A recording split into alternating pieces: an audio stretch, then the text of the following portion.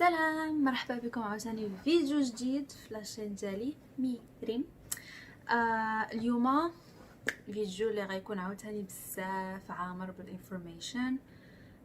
كنت درت ديجا الفيرست بارت اللي هضرت فيها على الدراسه في كوريا اون جينيرال توتال، داكشي جمعت فيه كاع الانفورميشن that you will need to know. الا بغيتو تشوفوا الفيديو الاول go check it out. It's very long, 30 دقيقة, but very full of information. نعتبر بأنكم تفرجتوا في الفيديو اللي دازت، عرفتوا لي زانفورماسيون اللي كاينين فيها، خديتوا الباكالوريا ديالكم، بغيتوا تجيو تقراو هنا في يونيفرسيتي بلا حتى شي منحة، يعني نتوما بغيتوا تقيدوا تجيو تقراو هنا في يونيفرسيتي. غادي نعتبر بلي راكم ديجا عارفين التخصص اللي نتوما باغيين تقراوه، ومن هنا غادي نبداو.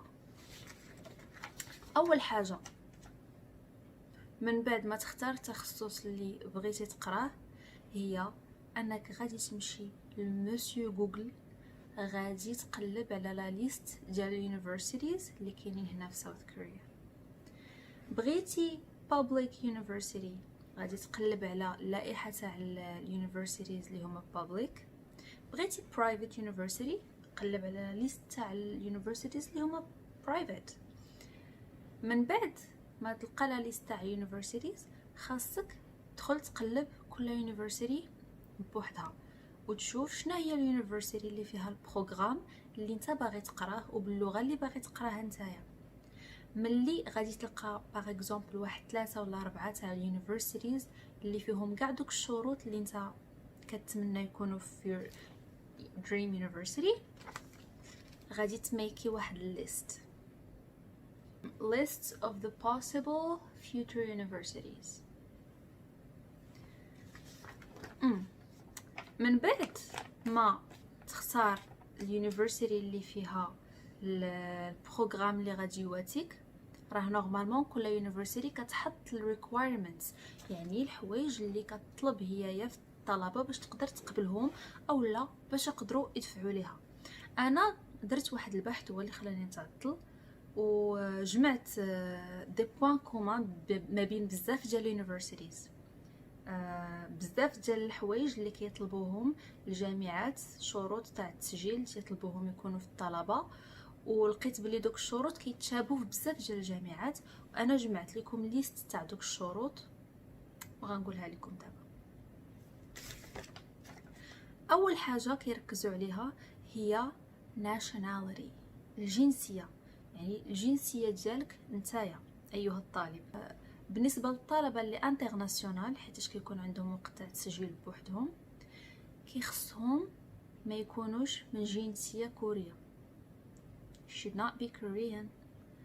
تكون عندك non-Korean citizenship، ما تكونش شخص كوري، وحتى الوالدين ديالك ما يكونوش عندهم جنسيه كوريه. تنظن بلي بزاف ديال المغاربه متحقق فيهم هاد الشروط، بزاف ديال العرب، بزاف تاع الناس اللي انتريسي متحققين فيهم هاد الشروط.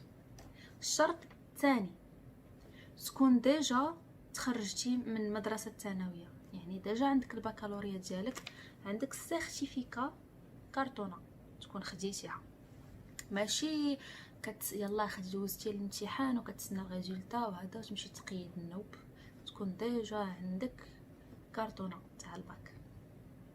خاصك يكون عندك language certificate.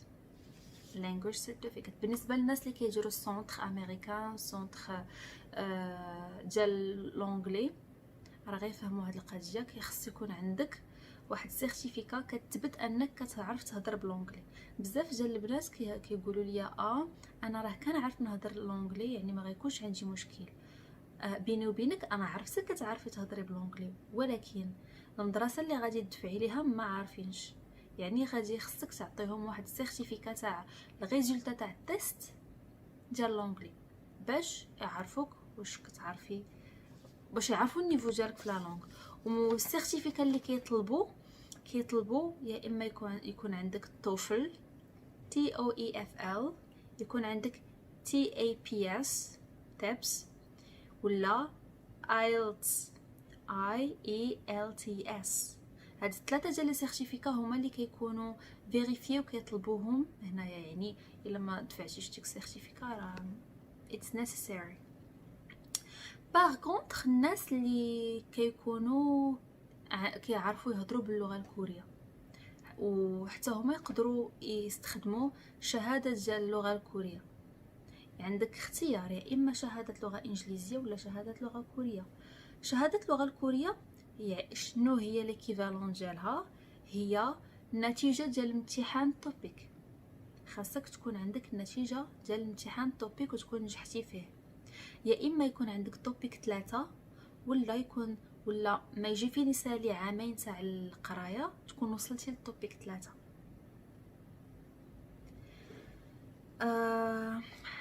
ثالث حاجه، الناس اللي يقدروا ما يحتاجوش اللانجويج سيرتيفيكيت شكون هما؟ اللي كتكون الانجليزيه هي اللغه الام عندهم، بحال الامريكانز كنديانز كتكون اللونجلي هي النيتيف لانجويج. اما بالنسبه لنا حنا العرب فغادي نحتاجو ال certificate language certificate. هادشي بالنسبه للناس اللي يلاه خداو الباك وبيقراو في اليونيفرسيتي.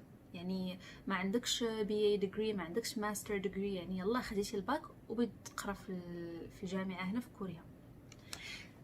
رابع حاجه، ثالث حاجه I don't know، توضر لي الحساب. لا نوت ديال الباك. في المغرب كان عندنا السيستم ديال التنقيط على 20، كيتنقط الشخص على 20. كاين في بلدان عندهم السيستم ديال التنقيط نسبه المئويه، يعني في 100 يعني 100% 97% ترى. اما هنا في كوريا كيخدموا بالجي بي اي.